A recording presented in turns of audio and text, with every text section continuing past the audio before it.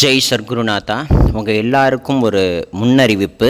இப்போ நீங்கள் பார்க்குறீங்க இல்லையா இந்த பல்லக்கு ஊர்வலம். இந்த பல்லக்கு ஊர்வலம் ஜனவரி மாதம் நாங்கள் ஷிரடியில் பண்ணது. இப்போ ஷிரடி க்ஷேத்திரத்தில் வருகிற நவம்பர் மாதம் ஒரு 50 விழா நம்ம யாத்திரை சார்பாக பண்ண போகிறோம். அதை பற்றின ஒரு முன்னறிவிப்பு தான் இந்த அறிவிப்பு.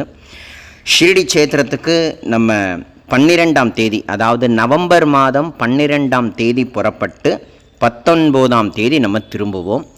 50 விழாவில் பாபாவினுடைய பல்லக்கு ஊர்வலம், அன்னை ஸ்ரீ ராதாகிருஷ்ணமாயினுடைய 109வது மகாசமாதி வைபவம், சத் சங்கம், நாம சங்கீர்த்தனம், அதோடு மட்டும் இல்லை ஷிரடியில் லெண்டி தோட்டத்தில் 1008 தீபம் நம்ம ஏற்ற போகிறோம். அது மட்டும் இல்லை, சத்குருநாதருடைய கிருப்பையினால் ஒரு ஆன்மீக மாத இதழ் ஒரு நூலும் வெளியாக போகுது. அன்னதானம் வழங்கக்கூடிய ஒரு வைபவம். ஸோ நிறைய விழா மாதிரி நம்ம ஷிரடி க்ஷேத்திரத்தில் எடுத்து நம்ம பண்ண போகிறதுனால இந்த நவம்பர் யாத்திரை ஒரு பெரிய வைபவம் கொண்ட சத்சகம் நிறைந்த ஒரு வைபவ விழாவாக அது மாறப்போகிறது. ஆகையினால இந்த நவம்பர் ஷிரடி யாத்திரைக்கு அவசியம், கட்டாயம், விருப்பம் இருக்கிறவங்க சேருங்கன்னு அப்படின்னு சொல்ல வரல, கட்டாயம் அனைவரும் வாங்க அப்படின்னு குருநாதர் கிருப்பையினால் அவங்க எல்லாரையும் அடியன் கூப்பிடுறேன்.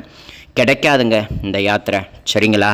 இந்த யாத்திரையை ரொம்ப அனுபவிக்கணும். இந்த பாருங்கள், இந்த வீடியோவில் நீங்கள் பார்க்குறீங்களே, இதெல்லாம் இந்த வருஷம் ஜனவரி மாதம் நாங்கள் ஷிரடி யாத்திரையில் கூட்டு போன அத்தனை பக்தர்களும் ஆடி பாடி கொண்டாடினாங்க. அதே போல் திரும்பவும் நவம்பர் மாதம் இதே ஆட்டம் பாட்டத்தோட பாபாவினுடைய பல்லக்கு ஊர்வலம் ஜோராக அமைய போகிறது.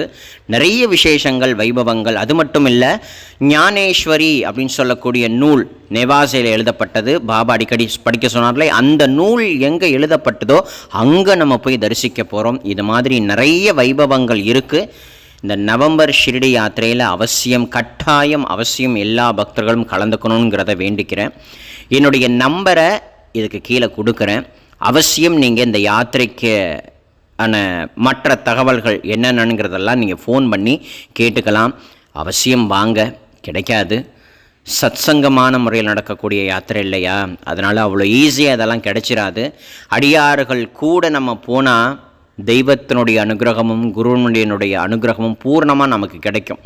அந்த அனுகிரகம் வேண்டி தவமாக இருக்கக்கூடிய பக்தர்கள் நீங்கள் எல்லாரும் இந்த யாத்திரையில் கலந்துக்கணுங்கிறத அடியன் பிரேமையோடு அன்போடு கூறிக்கிறேன். அவசியம் வாங்க ஷிரடிக்கு, நவம்பர் ஷிரடி யாத்திரைக்கு. சாய்ராம்.